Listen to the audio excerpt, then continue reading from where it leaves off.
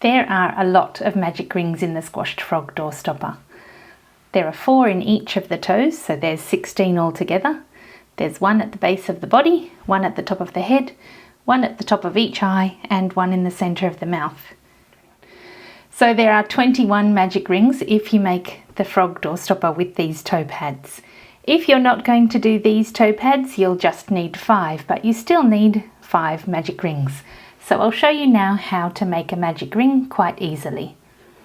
I've seen people teaching all sorts of interesting ways, like crossing it over, putting your hook through, doing some twist. It's not that hard, really. It's quite simple. All you're doing is making a slip knot and crocheting into it. I assume everyone knows how to make a slip knot. You just make a loop and pull the yarn through to make a slip knot. A magic ring is just crocheted into the center of a slip knot. So wrap the yarn around your fingers to make a loop like this. Put your hook through the center and pull through a loop. Hold that while you get your other hand ready to crochet and make a single chain to anchor it. So now we have a loop, a single chain here to anchor it, and we're ready to crochet. We're going to crochet over top of one of the pieces of the loop and the yarn tail. So you're crocheting over these 2 pieces of yarn here. We're not doing anything crazy, we're just crocheting straight onto those.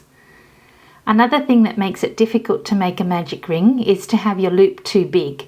So start with a small loop. It can even be smaller than this because we're only doing 8 single crochet stitches. So I'm going to start with my loop that size. Now all you need to do is put the hook through the center. I'm doing amigurumi style single crochet stitches, so yarn under, pull through a loop. You have 2 loops on your hook, yarn over and pull through both loops. So there's the first stitch. So again through the center, yarn under, pull through a loop, yarn over, pull through both loops. And again through the center, yarn under and pull through a loop, yarn over and pull through both loops. One more time, through the center, yarn under and pull through a loop, yarn over and pull through both loops. If you find that's a bit difficult, you can pull the loop even smaller. We only need 8 stitches there, as I said, and the smaller the easier it is to do. So now I'm going to do the other 4. We need 8 altogether. So here's number 5, 6, 7, and 8. Now here's the next place that people have trouble with their magic ring. I'll just snip this off first.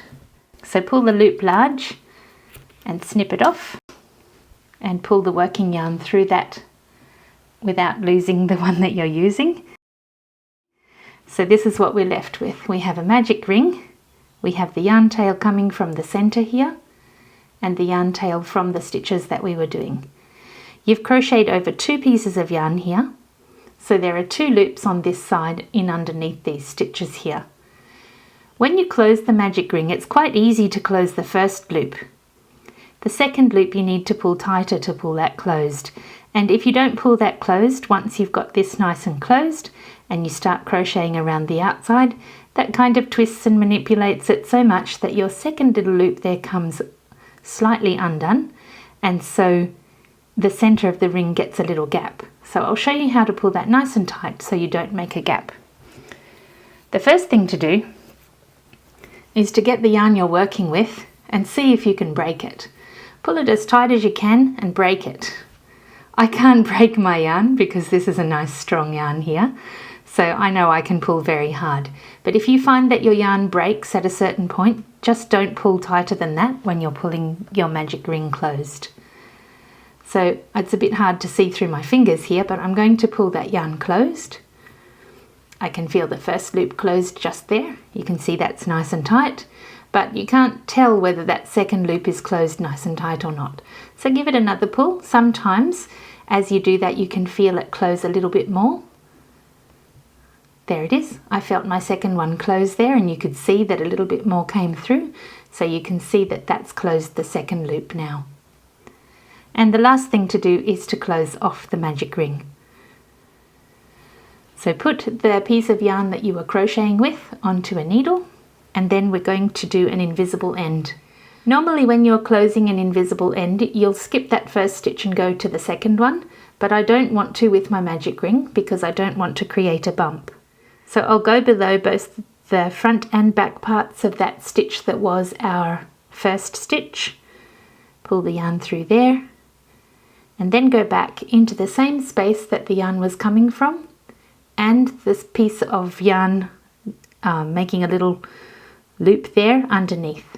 So that will make it nice and secure. So I'll go through both of those, and that creates what looks like another stitch. So if you count them now, I have 9 stitches there. So here's 1, 2, so we're counting from this one, 1, 2, 3, 4, 5, 6, 7, 8, 9, and I don't want 9 stitches. So what I'm going to do is I'm going to pull this one tight until this little loop here disappears. So I'll just keep pulling that until that's disappeared. And now I have 8 stitches ready for when we make the toes. So there's 1, 2, 3, 4, 5, 6, 7, 8. Now I'm going to tie the 2 yarn tails together just by making a regular knot, and then tie it a second time like this.